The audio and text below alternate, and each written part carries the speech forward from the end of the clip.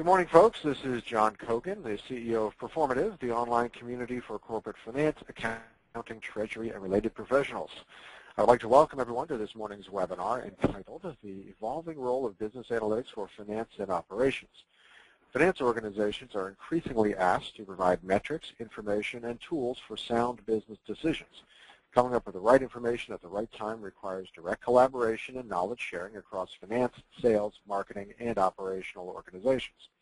Traditional approaches to business analytics are slow, hard to build and maintain, not very adaptable, and most often offer information that is not readily actionable. Recent advances in technology and techniques are affording companies opportunities to leverage business analytics to improve decision-making across the enterprise.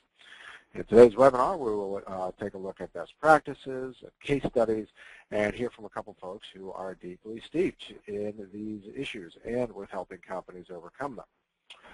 So first up, I'd like to thank today's sponsors, Baker Tilly and Host Analytics. They allow us to put on events like this at no cost. And as folks who are familiar with Performative know, everything we do is at no cost to our users. So a great thanks to Baker Tilly and Host Analytics, not only for their support, but also for speakers and content today. These firms really know a lot about the evolving role of analytics for finance and operations. Next up, I would like to spend a quick moment on Performative. For those of you for whom this is your first Performative event, or perhaps you're new to Performative, we are the largest and fastest growing online resource for senior finance, treasury, accounting, and related professionals. We reach over 500,000 of these folks on a monthly basis.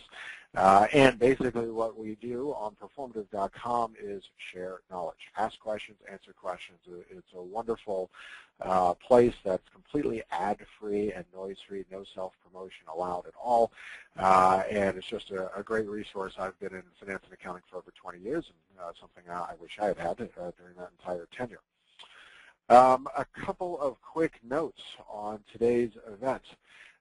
First off, a link to today's presentation and a video of this webinar, a link to the presentation and the video of this webinar will be sent out to all attendees within 24 hours of the event and will be posted here on Performative under the resources area. It's actually already out there, so anyone who wants to go and grab it can do so, and feel free. In fact, feel free to share it if you like. We have a number of folks who are signed up to get CPE credits today. If you did not pre-register for CPE credits, that's okay. Just reach out to Tanya Walsh. You see her email address right there, and she will make sure you get taken care of. In fact, if you have any CPE questions at all, just email Tanya. She runs our CPE program at Performative. And also, actually, regarding that CPE credit thing, we're going to ask 2 polling questions today. Please make sure you answer them both if you want CPE credit. Also, please ask questions today. We'd like this to be an interactive experience, and please take just one moment to look at your GoToWebinar control panel. You'll see a little area there called Questions. And in that area is space, clearly, to ask questions. We will do our best to get to all the questions that get asked today. We can't always get to all of them during the event, but if we don't get to them, we'll do our best to follow up afterwards and make sure we get your question answered. So please ask questions at any time, and then the last 10 minutes or so of today's webinar is actually going through audience questions, so please feel free. And finally, at the end of today's presentation, you'll be asked to take a short survey regarding the webinar. We always want to do better the next time. Please give us just 60 seconds of your time to let us know how we did and what we could do better. We really take that feedback to heart, so we would greatly appreciate that. Plus, if you want to connect directly with either of today's speakers, in that survey, it's just a mouse click away, and we're happy to connect you with the speakers. Today we've got a lot of things to cover, but the long and short of it is we want to help everyone in the audience today learn more about how to get their hands around business analytics in order to help finance and operating organizations stay on top of and improve company performance. And helping us in this, first up today is Alex Ortiz, who's a Director of Product Marketing at Host Analytics. Alex heads up product marketing for Host. prior to host, he was product marketer for Salesforce.com, which everyone knows about. Before that, he was a senior associate for Sierra Ventures, a top-tier Silicon Valley venture capital firm with over $1.5 billion in investments.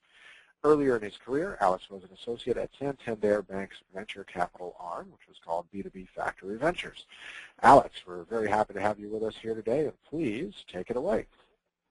Thanks, John. It's great to be here today. And what I wanted to do over the next 20 minutes is share with you what we've learned through the last decade working with thousands of finance professionals, and really to paint a picture of how finance organizations are taking their analytics into the next level. And I'm assuming a couple things in this presentation. One is maybe you already have an analytics initiative underway, or that you already recognize the importance of starting an analytics initiative. So really what I'll be doing is sharing a couple best practices. I'll review 8 steps to turn analytics into reality in your company. And then we'll follow up with 2 case studies to show what results other companies are achieving with their analytics projects. First, I'd like to start with a 30,000-foot view of what success looks like from a point of view of a CFO. They focus on really getting 3 pillars of success right. Oftentimes, it starts with driving accountability throughout their organization. So they're looking at ways to make sure that the managers of each business unit is accountable and taking ownership for their area. And this really has meant a shift from a centralized planning process that formerly didn't involve managers to a really decentralized process where the manager input in the budget and analysis process is a key step to what the company does and what the finance organization pushes forward.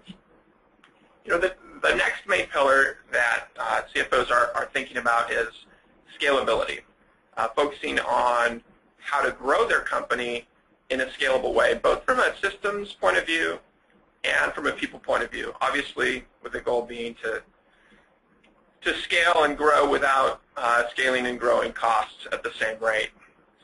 And then the third pillar that many CFOs are thinking about is, how do they drive better decisions, not just within their finance organization and, with executives, but across the company, and how can they really leverage systems to do that intelligently, that focus on really the facts in the company and not just relying on gut intuition. So this is, I think the 3 areas that most organizations are striving towards, but there's some real challenges to get there. And let's talk about that briefly.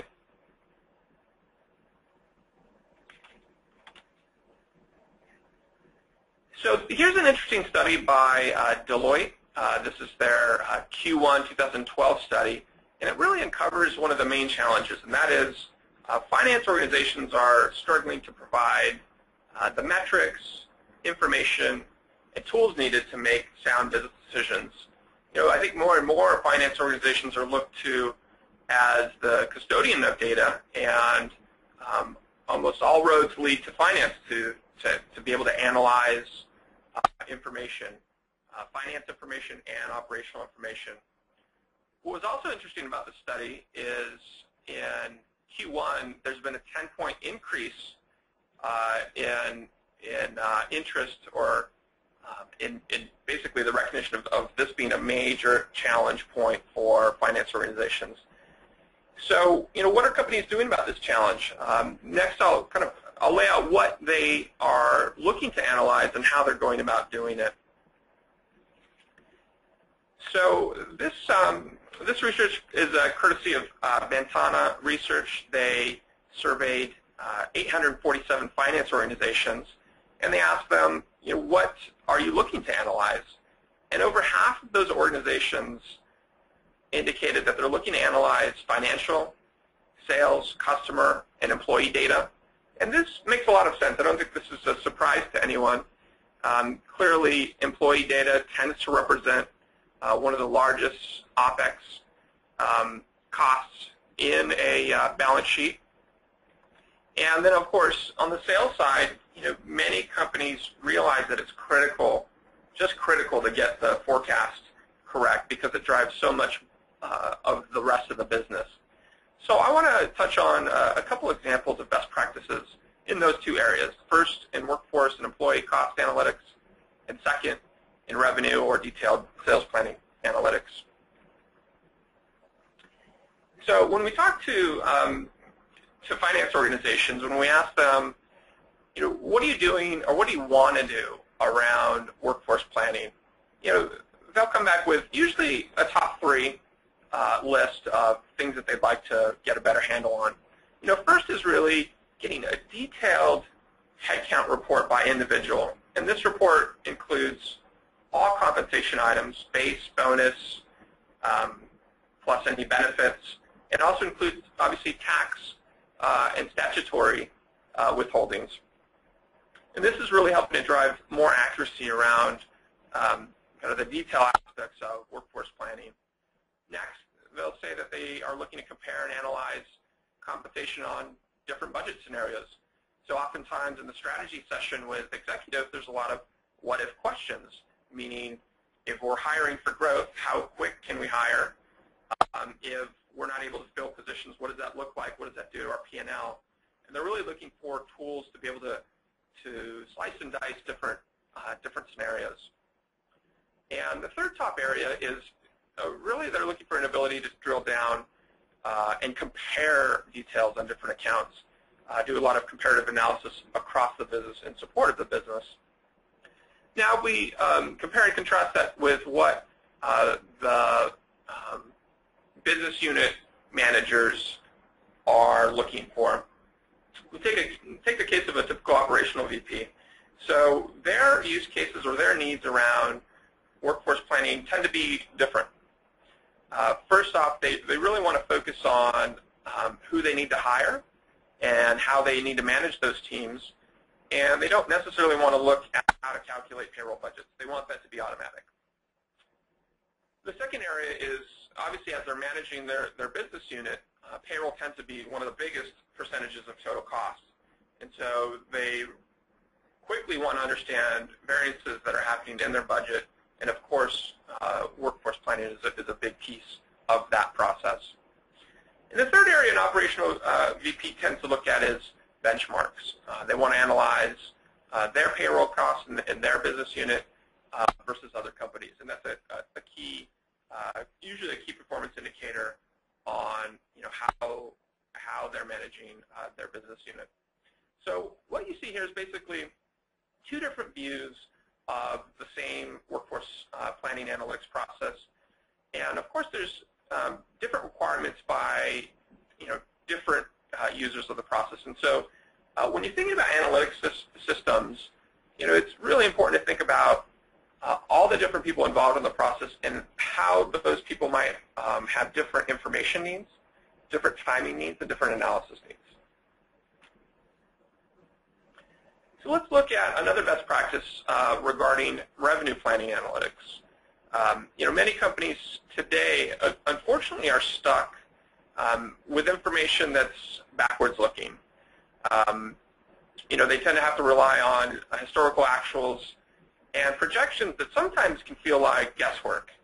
And there's lots of reasons why companies are stuck looking at backwards-looking data, and it usually comes down to the analytic systems and the underlying systems that they have.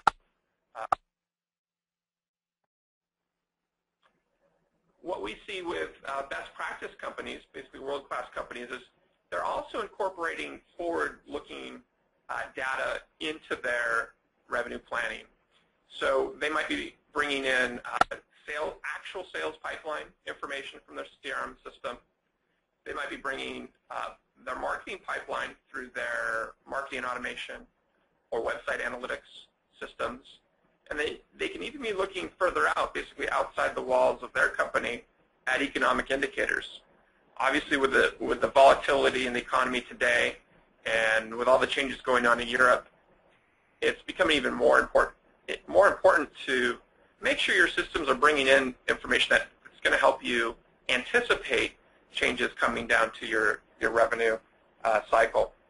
And so what these companies are finding, obviously, is by bringing in forward-looking data, they're really driving accuracy up on their mid- and long-range planning.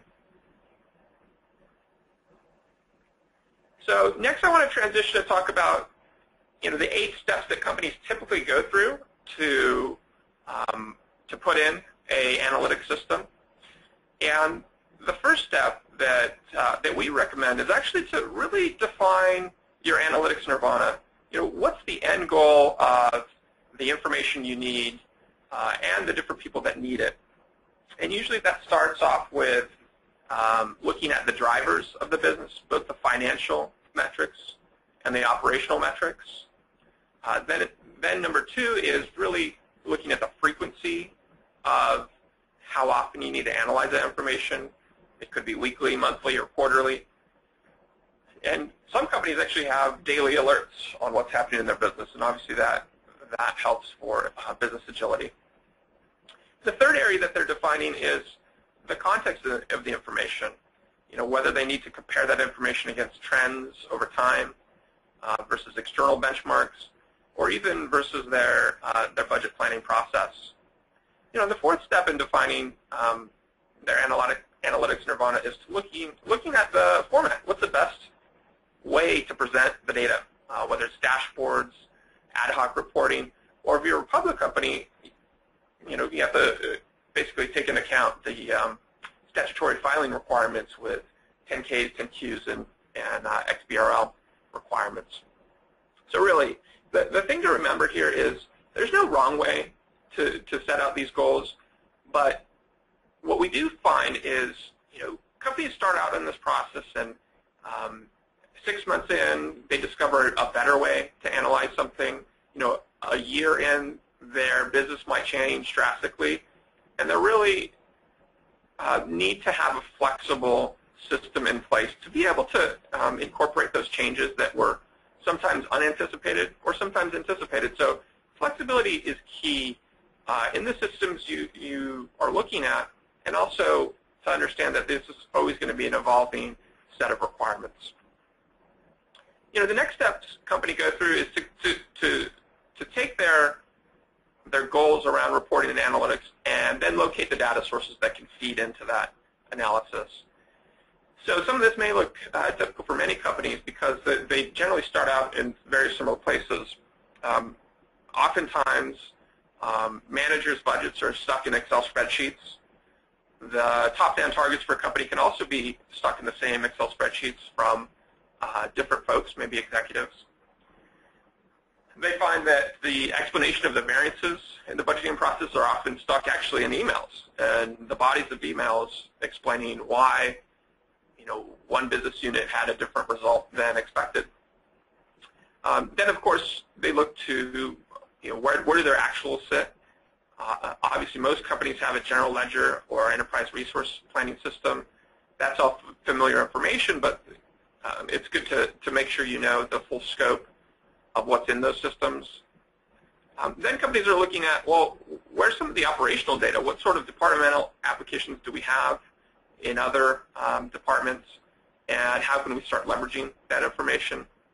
And finally, they think about external drivers, whether it's currency rates or economic indicators. Oftentimes the status quo is people are looking at websites and manually looking for that information and scouring the web for it. So let's move to step 3. And after they've located the data sources, then the task becomes, okay, now we need to integrate those data sources so we can have a single source of truth. So I'll work on this diagram in a clockwise fashion. And in terms of the budgeting information that's generated by people, they're really looking at a familiar way to bring that information in from managers into the system. That drives, obviously, accountability for the managers, since they're the ones inputting the information, but it also drives scalability. So that comes back to the 3 pillars that, that CFOs are looking to put in. Then, of course, they're looking for ways to integrate external data into the same system, removing manual effort to do so. And then, of course, consolidating the actuals from their ERP system. Many companies today have grown organically or inorganically and may have more than one ERP system in their company. And obviously, a way to do a financial consolidation to roll up that information is essential to be able to analyze the wider results of a company. And then finally, they're looking at ways to bring in operational data into that same single source of truth. And this is a real area of opportunity for many companies.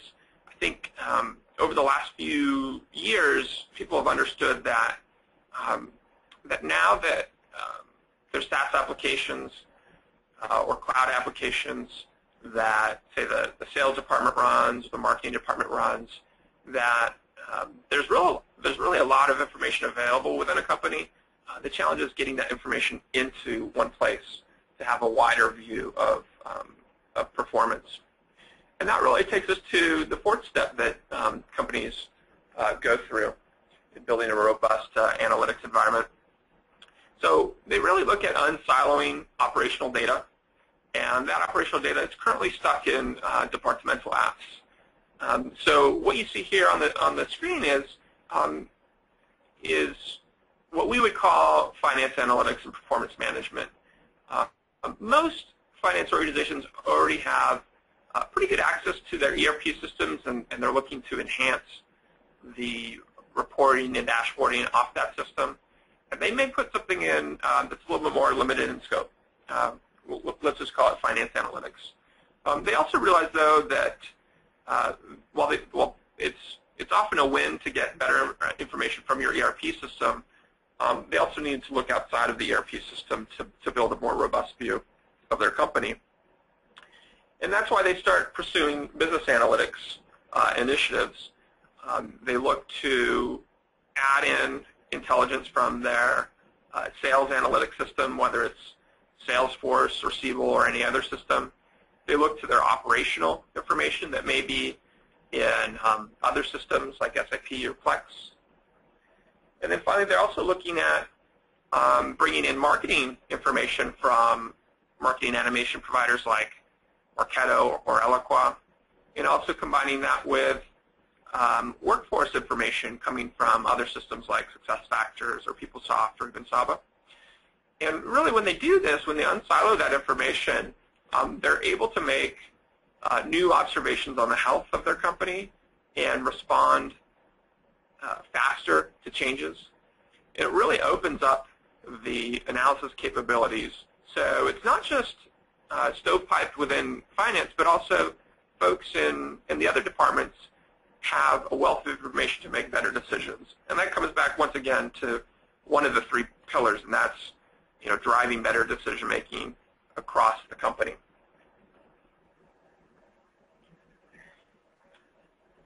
So oftentimes companies want to automate their recurring processes, and they're looking at ways to bring in currency exchange rates, peer benchmarks, and economic indicators in their actuals.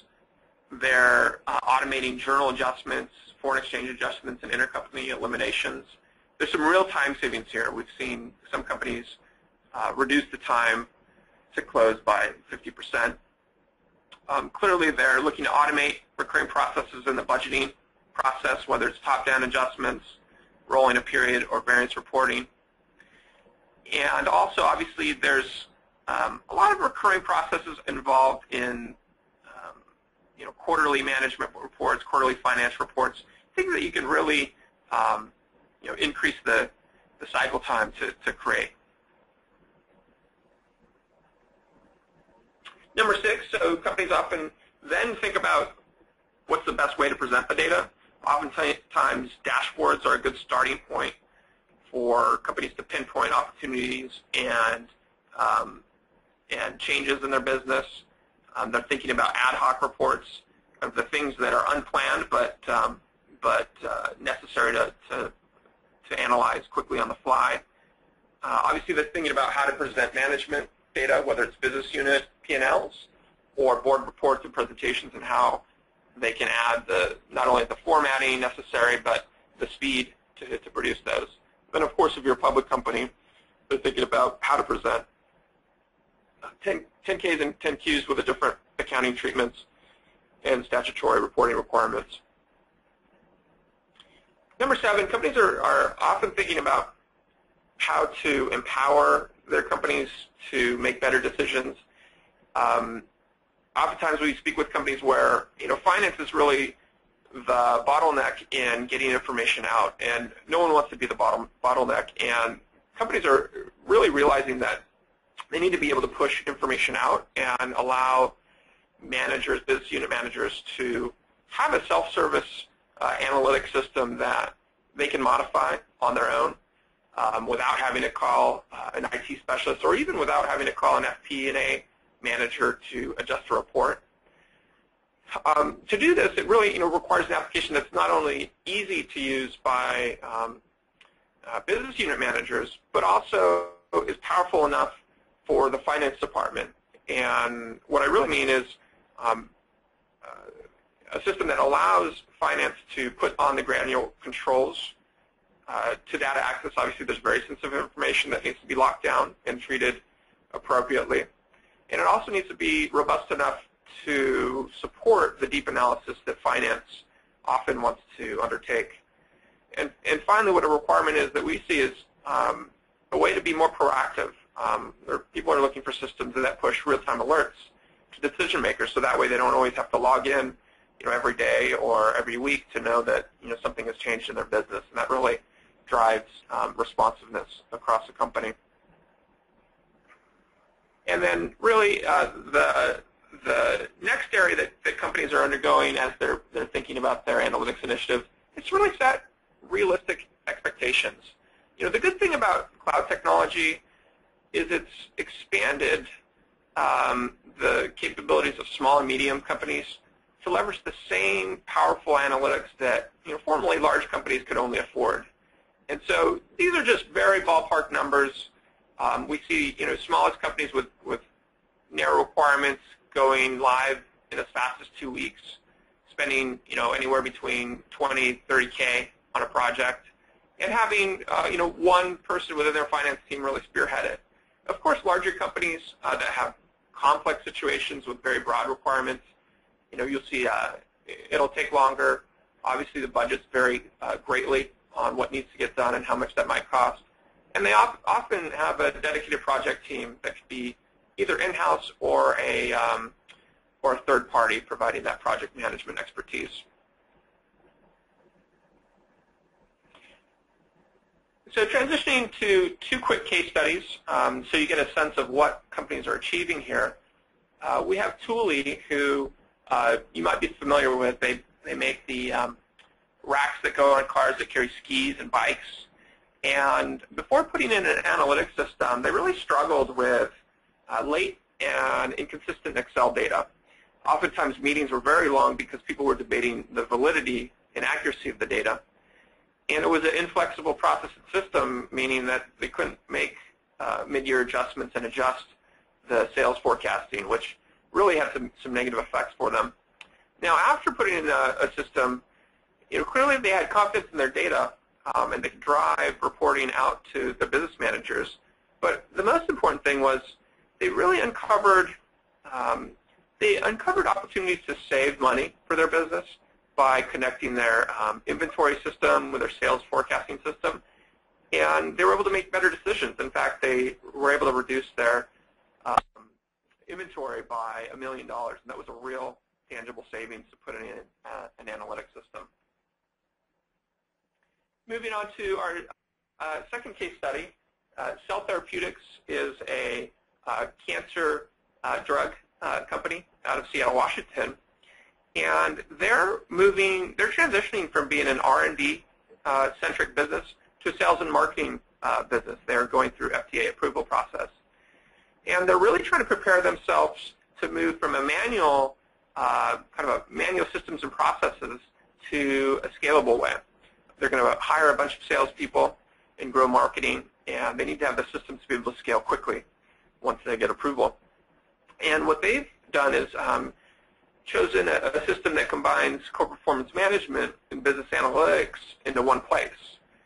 And this also has allowed them to do self-service reporting, which the business can really own, use, and modify.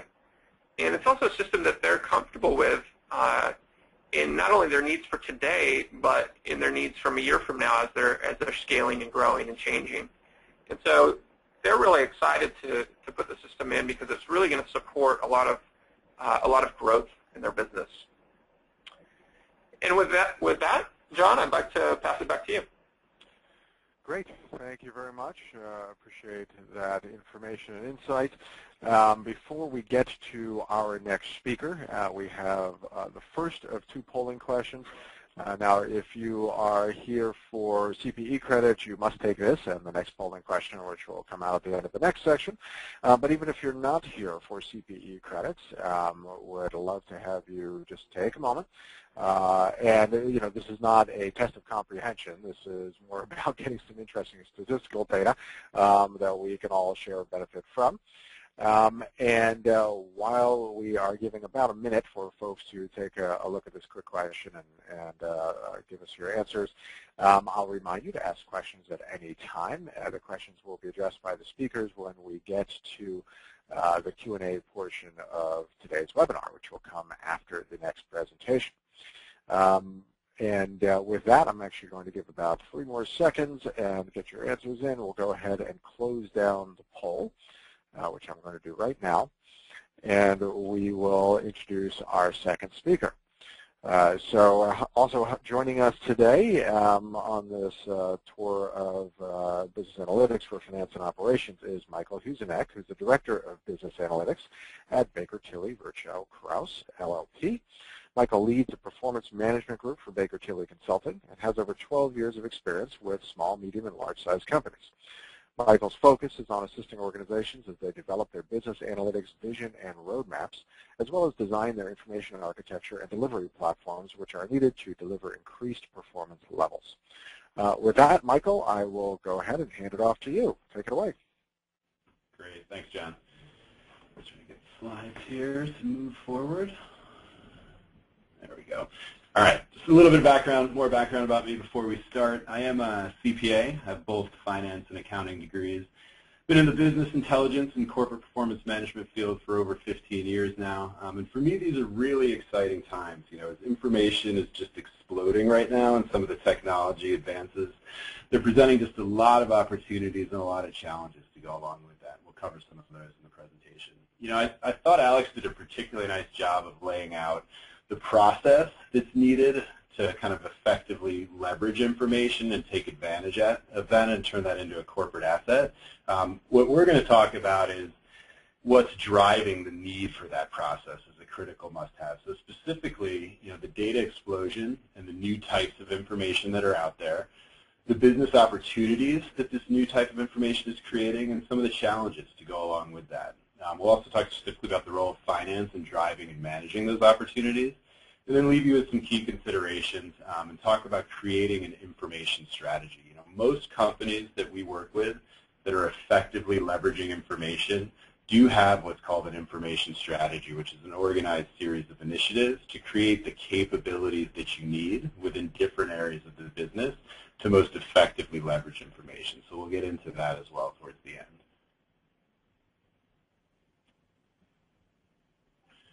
So are you overwhelmed with too much data?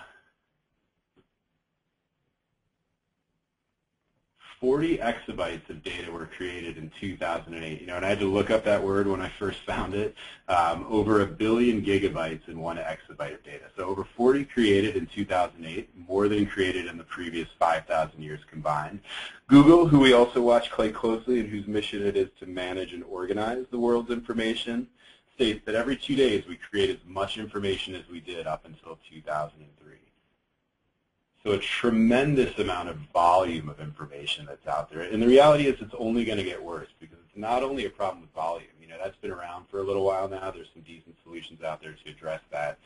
But it's also a problem with the variety and the velocity and the volatility of the data. So what do we mean by that? Variety of data. Over 80% of all new information that's coming into play now is going to be in non-traditional forms. So things like Twitter and blogs and web clickstream data, over 80% of all new information is going to be in a non-traditional format. Velocity of data. So if you think about things like Twitter or blogs or web clickstream data, that never really shuts off, so that the information is now constantly coming at you. And also the volatility of data. So if you continue on with the Twitter analogy, if you're following a Twitter feed and Twitter decides to change some descriptive information about that feed, well, they don't tell you. So how do you have a plan to deal with that, right? So it's really, 4 primary areas that you're trying to get your head around to leverage information most effectively. So what are some of these growing data sources that are really driving this explosion in those 4 areas? Well, if you think about it, information really started to come into the scene, back when ERP systems first started to come in line. So 20, 25 years ago, and they really started to take hold. That's what drove the initial set of information. So these core and legacy ERP systems. Then they started to get combined. Alex talked about this a little bit. So combining that information with point of sales data, web tracking data, different CRM data, maybe RFID tagging data, those started to come into play, which is really your core and your legacy internal data. Most companies have this information, but what we're seeing now that's creating this explosion is this new age external and environmental and market data. So what do I mean by that? Things like Yelp and Facebook, right? New advertising platforms, new connections to your customers, new sets of financial data, collaboration platforms that you're using internally, new types of point of sale data. Mobility is a huge emerging trend that's driving lots of new sets of data. All of the different apps that are out there now. There's over 500,000, I think, on the iPhone right now, and I gave a similar presentation a few months back, and I think the number was about 250 at that time, so just an incredible amount of explosion in the types of applications that are out there to be leveraged.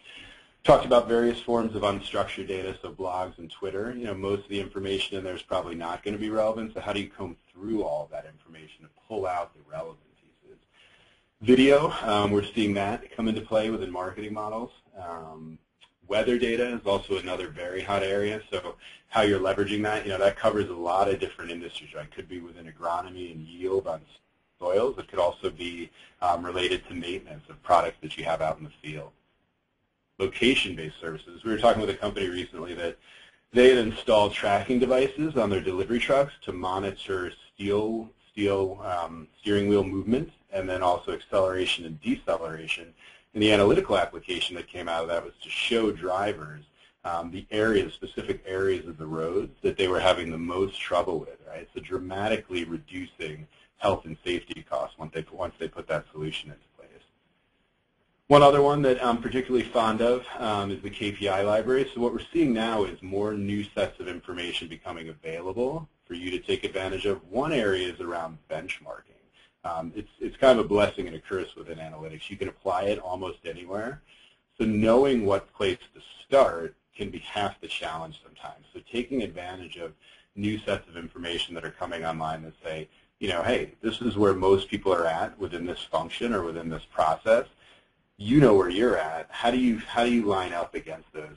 That will help you kind of focus in on the initial part of your roadmap. What areas are going to have the most opportunity for benefit. So lots of new things that are out there. But with all of those new sets of information, come a set of challenges. This was a study done recently by the IBM Institute for Value, highlighting some of the typical challenges that organizations face when trying to leverage information. So 1 in 3 managers frequently make decisions without the information that they need, right? So they need to make the decision. They wish they had better information, but they just don't have it. 1 in 2 don't have access to the information that they need across their organization. So that's a different problem. The information actually exists within the organization. They just don't have access to it. So it's locked away in a spreadsheet or an ERP system somewhere, and they can't actually get that out to make the right decision. And then a new area that is particularly exciting is the inability to predict. So 3 in 4 leaders say that more predictive information would drive better decisions. And we're seeing this in budgeting and planning processes, right? If you think about your typical annual budgeting or your forecasting process. Maybe you took last year's actuals, added on a certain percentage point to increase it, or maybe have seasonality models built in there, different kind of spreads of how the year is going to look. What we're seeing now is organizations leverage internal and external data to build more predictive models to increase the accuracy in their forecast and work that in as one of their scenarios. So with these challenges, what's the model to kind of get it right? There's lots of different ones that are out there. I like this one in particular just because it keeps it simple. You focus in on two main areas, right? So on the bottom is the resource use. That's pretty standard. That's probably not going to be new for many people, but I do think it's worth revisiting due to some of the things that Alex said. There's a lot of new technologies that are out there. So what the X-axis focuses on is effectively leveraging your resources, right? So that's usually going to be the people and the technologies that you're leveraging. So having a plan to understand what technologies are out there and how you can best leverage those to go after using your information, that's a very important piece of the puzzle. Then, combined with the data utilization side, what we're really talking about there is how you're focusing your information, right? So, you've got your corporate strategy, you set your corporate strategy, which areas present the most opportunities? So which processes or which functions, is it sales, is it marketing? What information is important to those processes? That's the second piece of the equation. So understanding that and combining that with some of the technology and the right people really helps you get up to where you want to be, which is in the competitive advantage side. And so, that's the ultimate goal, right, is to create true competitive advantage in your market. Some additional points to consider around this model is maximizing the value. There's so much information out there. Understanding the value that you want to get out of it is a very important part. And again, that's tying it back to the specific process or function that you're going after. And Alex hit on this a little bit, but I think I want to reemphasize it. Finance really is in a unique position to understand, the areas of the business, what's going to be important. Alex talked about kind of pushing those metrics out. Understanding that value doesn't come as easily to different areas of the business. So that's an area that finance can really plug into and play a key role in. Another key point is, more data is available to businesses of all sizes. It used to be a challenge to get the data. Now the challenge is shifting to, we've got too much, what is actually important within that data, but, it's important to really understand the new types of information that are coming online because they're coming online all the time. So having a plan around that is very important. And there are better tools, with lower costs. I sit on that again. Some of the cloud-based technologies, mobile technologies that are out there, lots of different tools to crunch this big data. And a key point also is, memory is virtually unlimited now. So some of the cost barriers to entry also really dropping.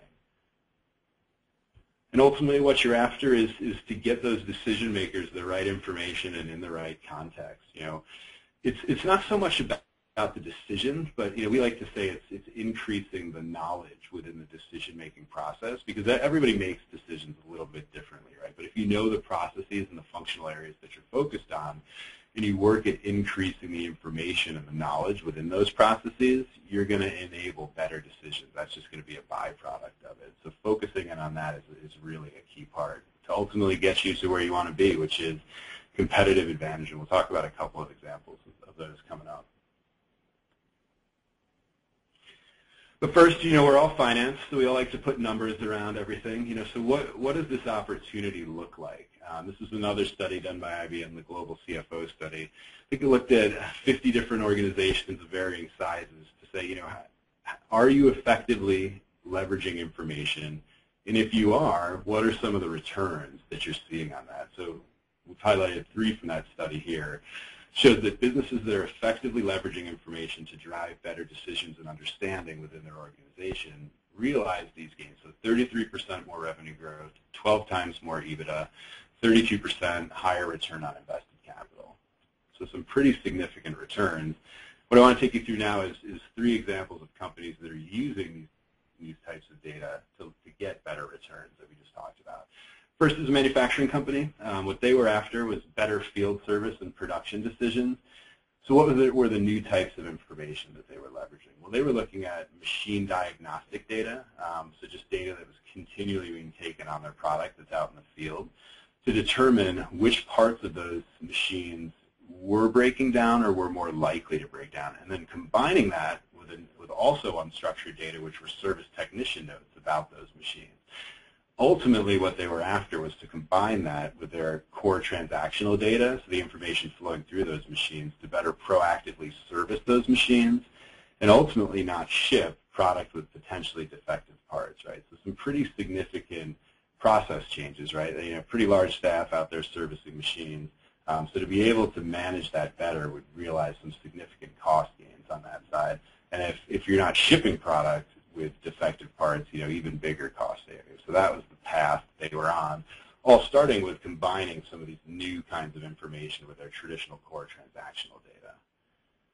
Second one is financial service companies. So what they were after was better investment decisions, so tracking all available data around their investment portfolios to be able to react faster and make better decisions for their clients. So what they did was really look at combining their internal investment databases, which traditionally they'd used to make most of their decisions, with new sets of external data. So things like Charles River Database Management System, external data from stock exchanges and news coverage, combining that with their internal data to create a new picture of their investment portfolio, and ultimately to be able to react faster to what's going on in the marketplace. Finally, looks like one of these is missing. Oh, there we go. A little bit out of order. Finally, a marketing company. And so what marketing has been around for a while in terms of leveraging information, but we're seeing some shifts happening within the marketing department right now. They can use a lot of different areas. So one would be predictive analytics, so customer segmentation. If you think about the way most marketing campaigns work, there's an outlay of spend on the beginning, and then there's an expected return after the campaign is run. So using segmentation models to predict, or more effectively target who you're going after can reduce the cost outlay on the front end and get you a higher uplift on the back end. Also seeing companies proactively market to individuals with what's called social clout. So these are people that a lot of people online are following them, so it's changing the marketing dynamics a little bit. Something that's particularly interesting is the marketing mix model. And what that is most companies, not all, but a lot, base their marketing decisions on Nielsen data. And what we're seeing is companies start to integrate new sets of data, 6, 7, 8 different data sources, combine that with Nielsen data, and to get a new picture of the consumer, right? So to drive an additional layer of consumer insight. And what they're talking about is this new picture changing the marketing mix models or turning them on their heads, and they've been using these for 15 years, right? So potential dynamic shift in how they're setting up their marketing mix models, all based on this new set of information. And tying it back to finance, they all affect the budgeting and planning processes. Right, so if you're thinking about production decisions, definitely is going to affect things. Service management or field service management, how you plan and manage the costs around that, is a big area of spend within a lot of companies. Financial services as well, the return on the investments you're going to get is also factors into the budgeting and planning process. And same with marketing. How much cost are you going to spend up front, and how's that going to impact sales on the back end? Being more accurate in that will affect your forecasts and your budgeting and planning processes. So real quickly, I've hit on this kind of throughout the presentation. I've hit on it as well, but we're seeing a shift in the role that finance is taking. Really have a unique opportunity here. I mean, finance really is the keepers of the data. You understand the data probably better than anybody else within the organization. So how do you help other departments leverage information, and how do you drive an information strategy within your organization? Well, some of the challenges that you used to have. Static processes, reporting takes up the majority of the time. I'm sure you've heard most of these before. Very manually intensive, leaving little time left to get those insights that you need. Which, begs the question, what could you do with that better information in a more timely manner? What impact could it make? And what we're seeing, the shift in the finance organization, is really taking an active role in leveraging some of the new technologies that are out there. Alex hit on this. He gave, like I said, a really good process about how to go about doing this. Focusing in on the decisions which have the greatest impact to the organizational goals, leveraging the new technologies that are out there to really start to push information into the decision process. I'll say it again, finance really has a unique opportunity here, that as keepers of the data, to help other business units understand what information is important, to help focus initiatives on the right things that are going to impact the business and have the most material effect on it. And tying back to finance as well, all of this is going to affect how you're doing on your forecasts and your budgeting and planning. The better decisions that are made or more accurate decisions is all going to impact the financial planning process. So again, driving that agenda is going to help the internal finance process as well and help you realize some of those results that we talked about earlier. Just a couple of minutes left here, so I'll go real quickly through this. How can finance help drive this information strategy?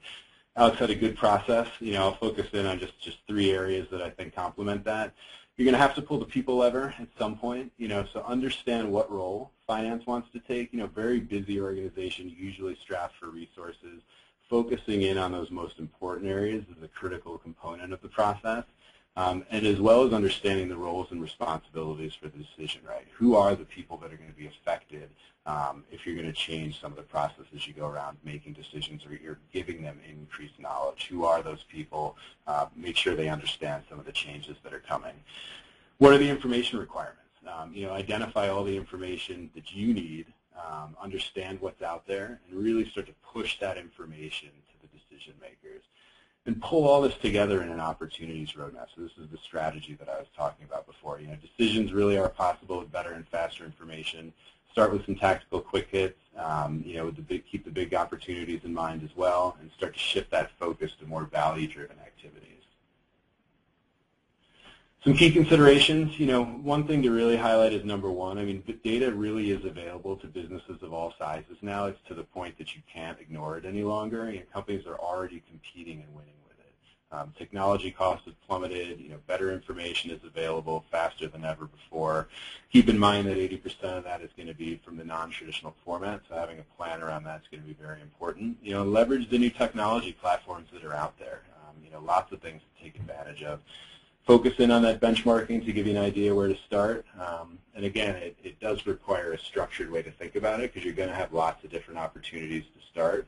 The companies that we work most with that leverage information effectively do have an information strategy. And what that is it's a set of capabilities that your organization is going to use to leverage information. And these are the 4 major groupings that you want to look at, right? Defining how you're going to leverage information, so that's focusing in on those processes and functions.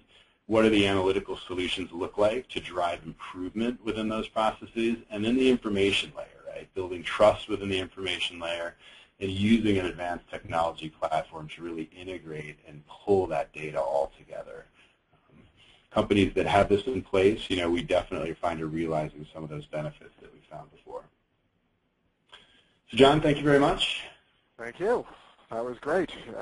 Okay, folks, we're going to keep on cracking here because time is running. We've got the second polling question for those here for CPE credit. As before, feel free to answer this question. It'll take you all of 5 seconds, whether you're here for CPE credit or not. We've got a number of questions queued up here already. We'll do our best to get to these, but go ahead. If you have any other questions for Alex or Michael, feel free to ask them via the question area in your GoToWebinar control panel, and we'll work on getting some of those taken care of in just a moment here. We'll give about 15 seconds additional time for the poll. Now, just one quick note, when we finish today's presentation, or when you step off and essentially leave the webinar, you will be presented with the opportunity to take a very quick survey. I'm talking 1 minute. Please give us that minute to let us know what we can do better the next time. And that will also give you the opportunity to ask to be connected directly with either of today's speakers with just a click of a mouse, and we're happy to help you make that connection. So with that, I'm going to go ahead and close down the polling questions, and we'll hop right into the Q&A. first question, a wonderful question. And I'm going to start with Alex on this, but Michael, we'll move to you in just a second. Alex, how do you suggest reconciling user self-service with data complexity and user knowledge? There's so much data out there, and that point was made many times today, and yet you want to push the tools for analyzing and understanding that data out to people, and yet they can be overwhelmed. Finance, accounting, we're used to dealing with lots of information, but folks in other functions might not be. How do you reconcile that challenge?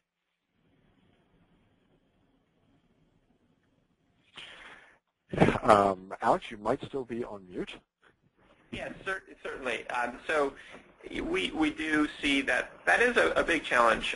Even Mike commented on the fact that the challenge today isn't getting the data, it's organizing it effectively, and certainly we see that as a big challenge area. What companies are doing is usually within the finance department or finance with IT, they have a pretty broad scope of what data is available and where it gets used in a company. And with the right systems in place, they can also help to organize the scope of that information and lock down certain areas. So if you're a business unit manager, you don't have to see the whole, coming back to workforce planning, the whole compensation scale for everyone. You only see those people that you manage, and no one else can see it. And so there's really efficient ways now to organize and lock down that information, so it isn't overwhelming for for people that it's not their everyday job to analyze this stuff. And then on the other side of the equation, you have a finance department that is no longer spending 80% of their time just collecting the data. They now have 80% of their time to analyze the data, and they're doing a better job supporting those business units to not be overwhelmed by the information and also to analyze it effectively. So really, there's some transformations that are happening, and with the right technology, can turn that challenge into an opportunity for many. Hey, John, can I comment on that as well? I was just going to ask you to. Yeah, absolutely. So that's a great question.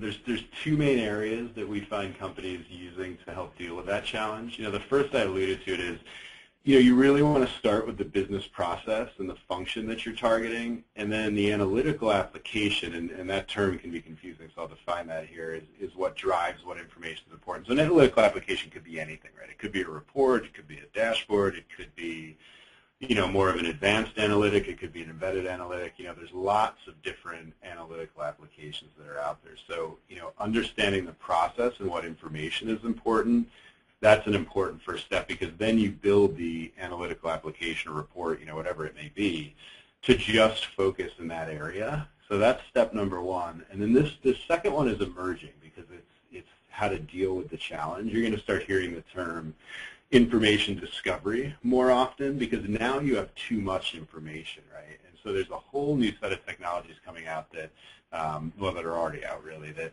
help you understand and gain insight into the vast amount of information. So you'll hear things like, enrichment of data, which is getting rid of 90% of the garbage. So you have functions within the organization really saying, okay, well, what information do we have? What's important first? And then out of that, you determine what you need to analyze. So that's an entirely new emerging area. It's like Gartner's creating a kind of whole new category for it. So it's an intermediary step to BI or analytics. Great, thanks for that. So I'll tell you what, we have a couple other questions here, but I'm afraid we're not going to have time to get to them. I'm actually going to work with the speakers after the presentation to see that we can get those questions answered, and we want to be respectful of everyone's time. So we're going to move right along and try and finish in the next minute here. First off, if you have any questions at all about CPE credit, you can see Tanya Walsh's email there at the bottom of this screen. Also, you will be presented with a survey immediately after this webinar is over, after we turn off the webinar or when you step off the webinar. Please give us 1 minute and give us your feedback, and if you'd like to be connected with either of today's speakers for any sort of future connection, please let us know. We're happy to help out with that.